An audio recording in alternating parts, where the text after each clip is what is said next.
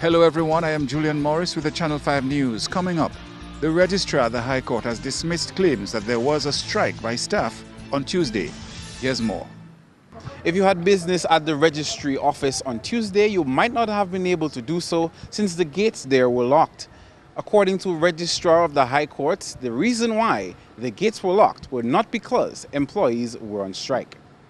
All right, so Walsh, today we learned that the Registrar's office was closed. We're hearing rumors that possibly it was some of the employees there going on strike. Just clear the air in that regard for us. I want to start by dispelling that rumor. There's absolutely no truth in the fact that members of the registry went on strike, members of staff went on strike.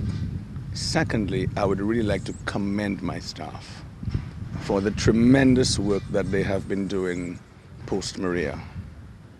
Members of my staff came with gloves, came with protection over for their nose and various masks to clean up the registry for weeks. I really want to commend them. They did that dedicatedly and dutifully.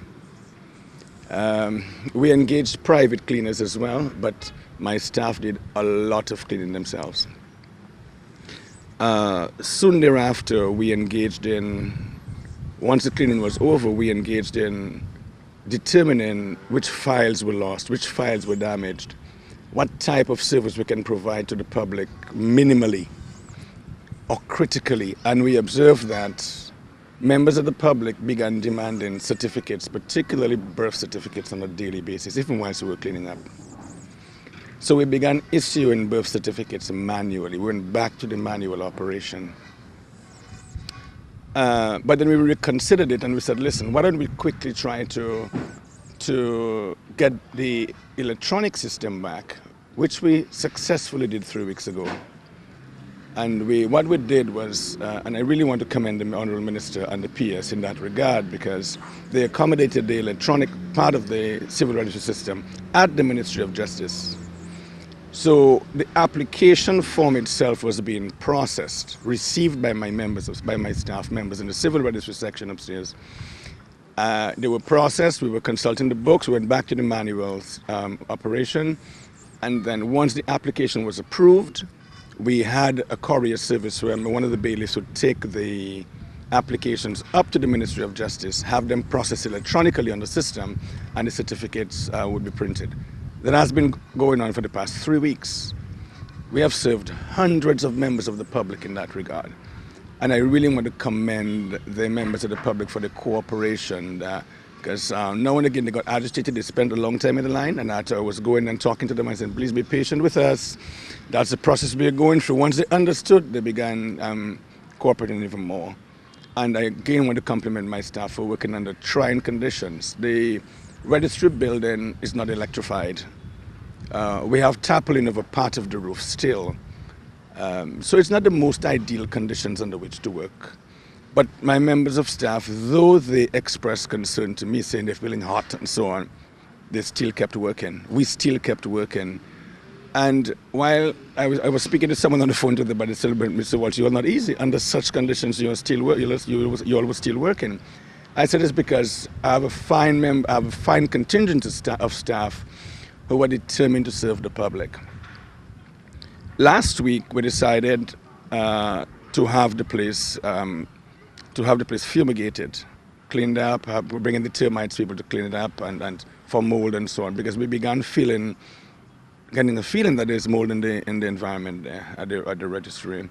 The termites people came in on Friday, and they sprayed the place. So yesterday we went to work, and members of staff began complaining about itchy throats and burning eyes. Now if you hear my voice, that's not my normal voice. So it's only this morning I realized it affected my voice too. It has to be maybe what was used to spray the registry. So I began feeling a bit, not in the best of condition this morning when I woke up. I was coughing a bit, and I really felt my throat a bit itchy. So I spent a longer time to get going. In the meantime, I got calls from my senior members of staff saying that members of staff from the office are complaining about itchy throats too as well, and coughing. So I made way to come down. In the meantime, I was speaking to the PS on the phone. St. Lucia headquarters called me to inquire what they were hearing. We called in the environmental health people to assess the building for us, do tests and find out what's going on in the environment. And the environmental health people concluded that it was not the most ideal situation for us to be working under. And there really seemed to be something in the air which causes the sensation to the eyes as well as to the throat. So they strongly recommended that the building should be shut down to deal with those environmental and other problems. So what we did was to have our staff to be excused under such conditions. From the interview there, I haven't seen the PS in person, but she's aware of what's going on. I'll be proceeding to speak to the PS. Before I go do that, I'll pick up the certificate from the environmental health people indicating that the things we need to do to get the building right once again, and then we will take it up from there. But I want to dispel the notion that the members of staff are on strike. Members of staff, if I call them now to get back to work, minus the conditions there with respect to the mold, they'll come back to work. Just that, they want that corrected. And I think it's only fair. Our health needs to be taken care of first before anything else. We really need to apologize, and I need to, on behalf of the ministry and my department, to apologize to the members of the public for not being able to serve them. We're always ready to serve. But we can't do it today, and we're not sure when we're going to do it because of the conditions there and the fact that we need to get it better before we can resume service to the public. So. And just to be clear, the reason why it was closed today was because the environmental health people came in because of the fact that members of staff began complaining about itchy throats and burning eyes. And I did not complain about it, but I felt it myself. And you can see the effect of it. I don't have my normal voice. And because of that, the environmental health people strongly recommended that we should shut the building down and seek to correct that situation before they can once again come back, do a test to ensure that everything is under control before members of staff can come back in. We're not sure how long it's going to take, but members of the public can be assured that we'll do everything in our powers, and the Honourable Minister and the PS will do everything in their powers to ensure that the conditions are put right before we resume service to the public. So. And that was Registrar Ozzy Walsh on the reason why the office was closed on Tuesday. Reporting for Channel 5 News, I am Kenny Williams.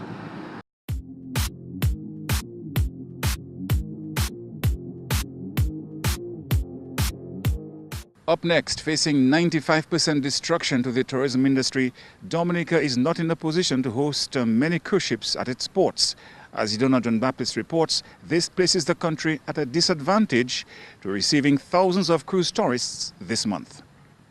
Cruise lines have had to reroute its ships to other destinations as of October 23, 2017. That would have been the day Dominica welcomed the first cruise ship to its port for the 2017-2018 cruise season.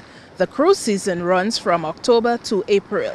The MV Zenith would have docked at the Roseau cruise ship berth on October 23, bringing some 1,900 passengers.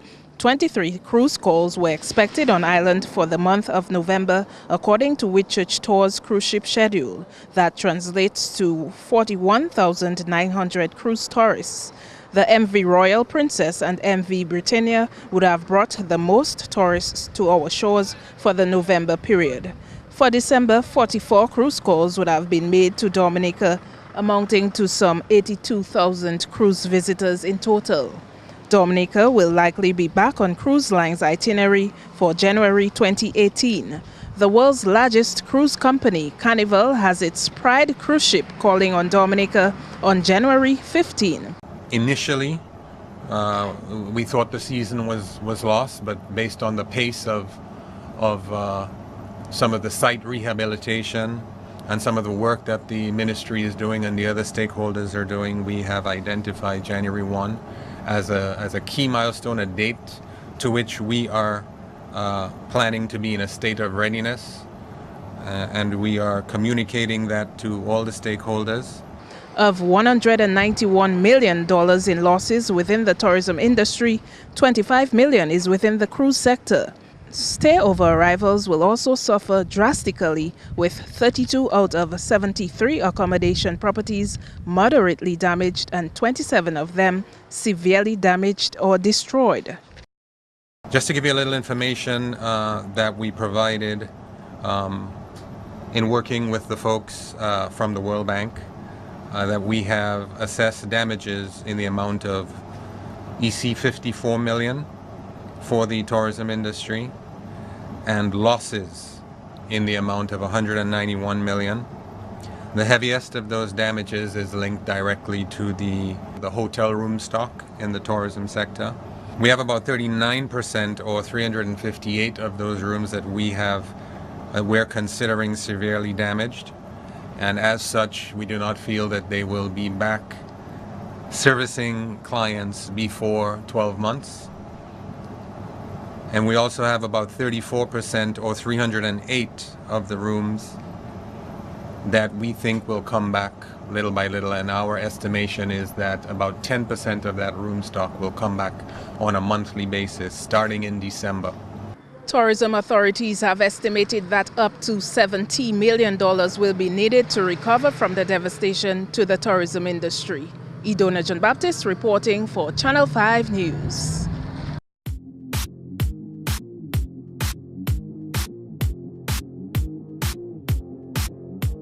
In more news now, Hurricane Maria has started discussions here in Dominica on the suitability of certain locations for housing, but some Dominicans are not ready to move. There is no shortage of evidence around the country that a number of homes were built in locations vulnerable to natural disasters. This river can be deceiving.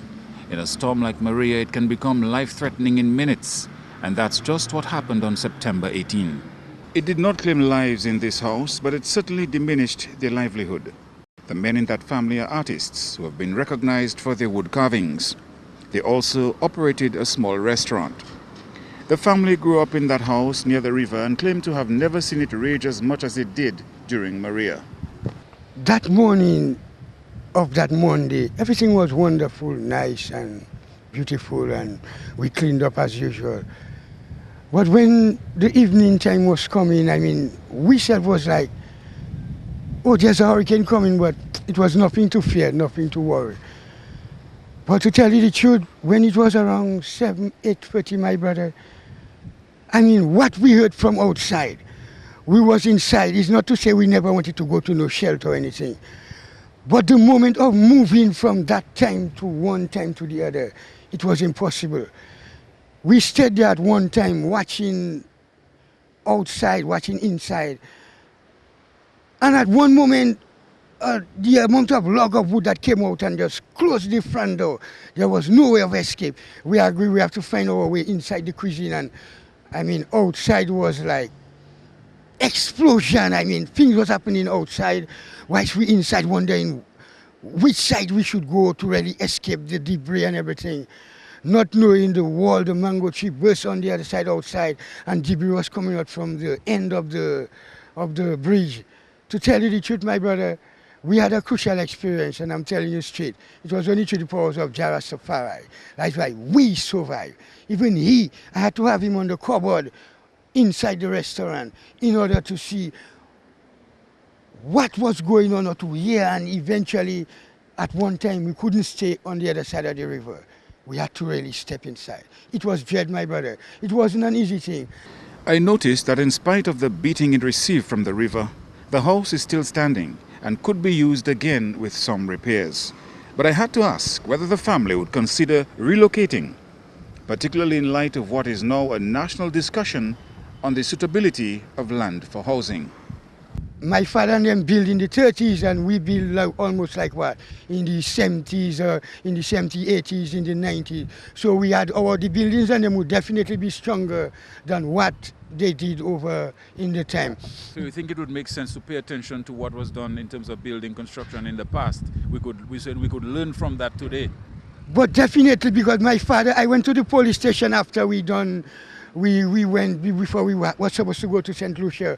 And to tell you the truth, my father worked in the police station to build that. And I went there and watched the building.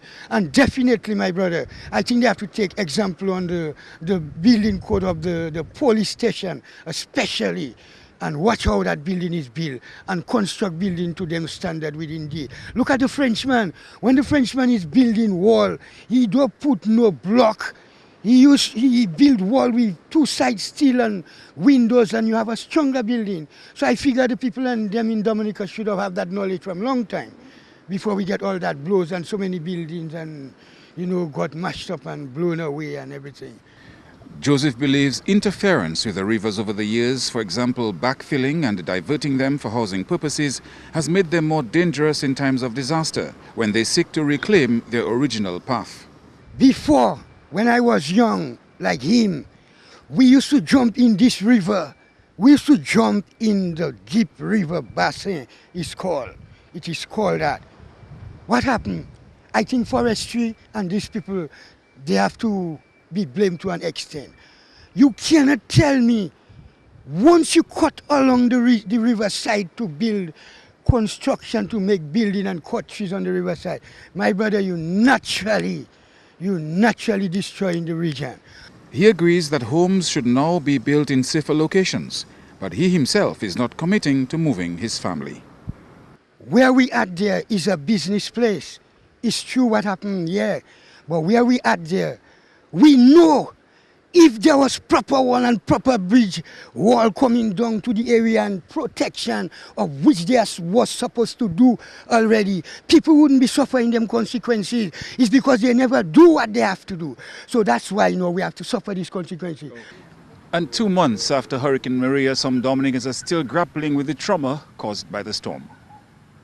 I met 2 of these people on Tuesday. The first not only witnessed death and destruction near her home, but she lost 2 houses. She also lost her business on the highway to Soufriere. You don't have to be a trained psychologist to hear the pain in her voice. Around 9 o'clock in the night, I heard a noise. Boom! And the whole ravine came in my house. I jumped on my fridge. I burst the iron. Me and my husband and some other people that was rescued by me, and we jumped by the neighborhood. When I jumped there, I saw some Haitians running and telling me ravine came by them. While we were trying to escape, Calvin Ash flied over our head. So I dashed, lie down, and I put the child under my stomach to protect him. So after that, I put him in the neighbor on the other side, and I went downstairs. So while we were downstairs, the ravine go back and burst by the lady, and the water was reaching me right there. So we jumped on the table, around 4 of us, to save it. So we never slept that night. Next day, when I get up, I tell the people I was with first, we are alive. Dominica is finished. So I look at it, I say, but where is everybody? Then I start to shout, I see holes all about. So I looking for the same lady house and looking at everybody, then I burst into tears. And then when I look out, I see a dead body right above, lower down my house. And I see it's my nephew-in-law down there. And then we start to shout people, and then we had some plywood, and then we heard other people died, and we make 4 coffins. But when I went up at my home in the Green Valley area, the only thing I said is, Job, God giveth, God taketh. And I said, Lord, how great you are. And I turn my back and I go. And that don't bother me, because these things are material things. These things are things of the world. But the only thing I'm saying is, Lord, you have me here for a purpose. Because what I saw, I would be one of them. A father of 9 children, Thomas Serra, not only lost his home in Green Valley, but the memory and trauma of losing his friends is still very raw. I have never seen and heard anything like this before. So I heard 2 tornadoes. When I heard that, I said to my wife that we lost our house and Green Valley is in trouble. So she started to cry, so I hold her. And at 5 o'clock in the morning, one of our cousins come and says that I lost my entire house. And it was very sad. But this only wasn't a sadness for me. When I came, I lost all my friends, especially the little ones. 18 of them has been perished. And we only got 5, but we can't identify. So I'm saying to Dominica and Dominicans, we have to work together, and we must listen, obey, and understand. When any disaster is coming, we have to live. But right now, I'm trying my best to build back. I haven't got a choice right now, although the government said that they're going to locate us somewhere and stay safer. But where I'm living right now, although it's my uncle's place, I'm paying $1,000 a month and I can't afford it, you know. So I'm still thanking the Prime Minister for saying that he's going to look at us to somewhere safer. There have been efforts to provide counseling for those traumatized by the hurricane. It's not clear whether these two individuals and their families have benefited from it.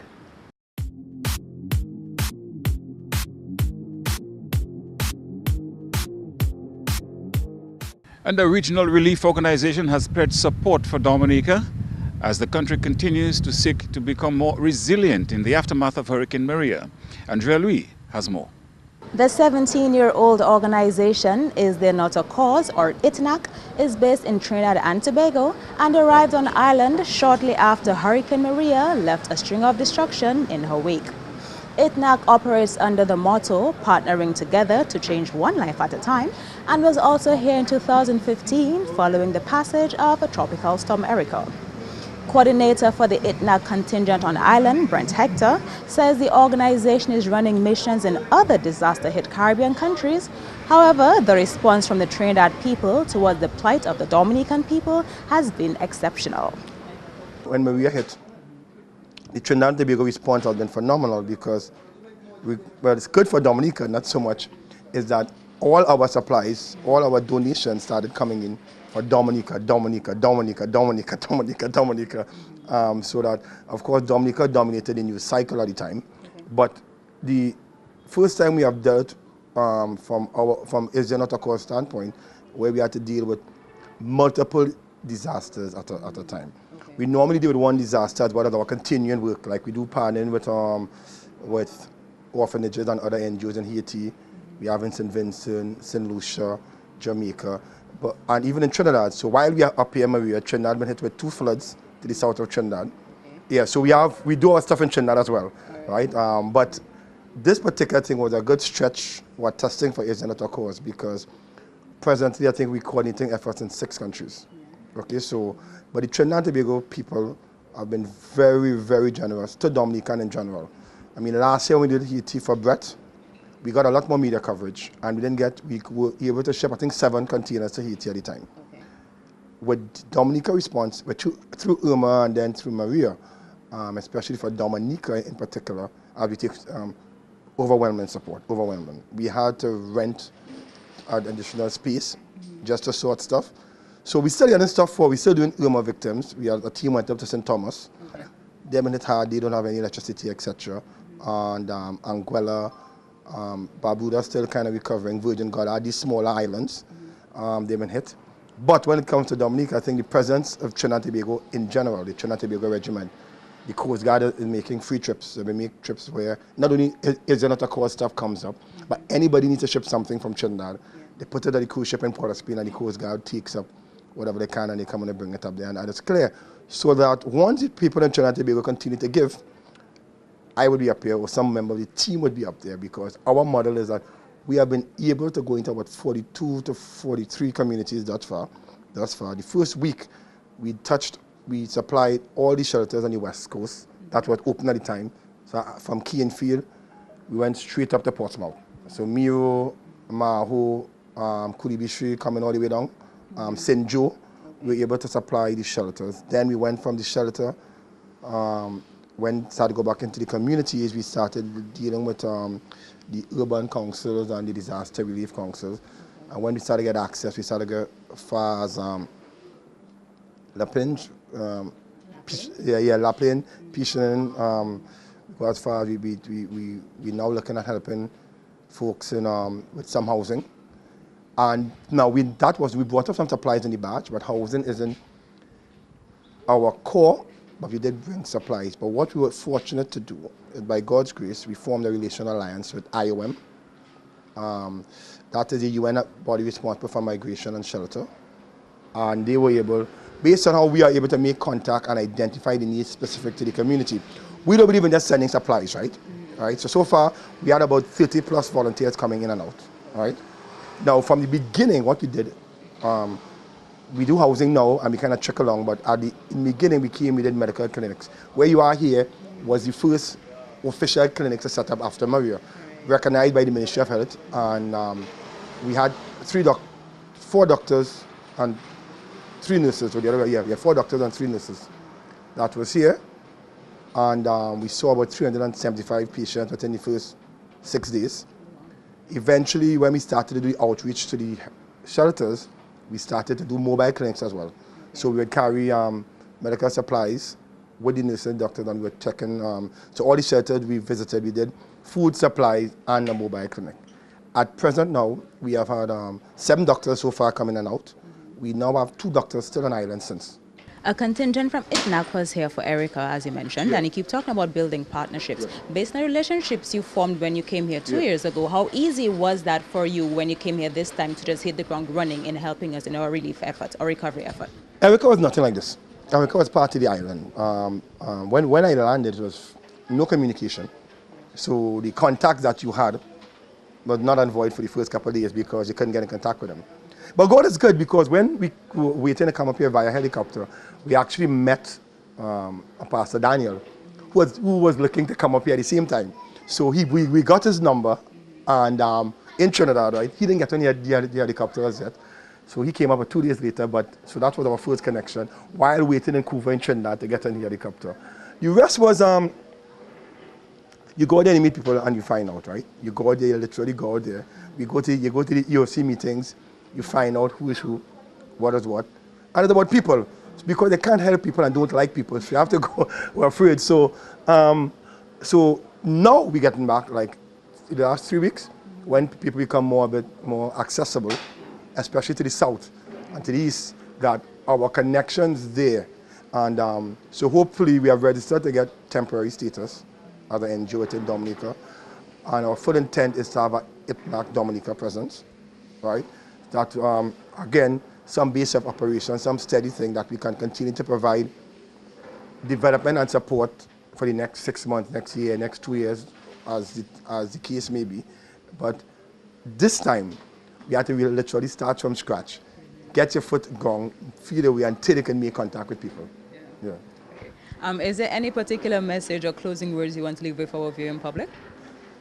That Dominica, you probably guess that you're not alone, but speaking from a Trinidad and Tobago citizen, proud Trinidad and Tobago, Trinidad and Tobago is there with you. We are standing there with you.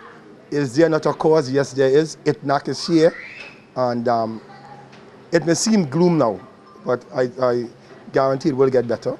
And your Caribbean brothers are standing with you. Is there not a cause? We are here, and we are here with you. We will do whatever needs be. So just hold firm. God is greater than anything else, and we are there with you. Mr. Hector, thank you so much for your time. Sure, thank you. Right. And there we heard from Brent Hector, coordinator for ITNAC in Dominica, speaking on the efforts of that organization in helping us recover from the aftermath of Hurricane Maria. Reporting for Channel 5 News, I am Andrea Louis.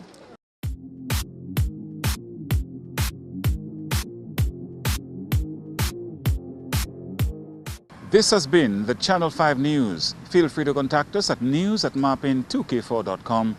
On behalf of the production team, I am Julian Morris. Thank you for watching. Join us next time.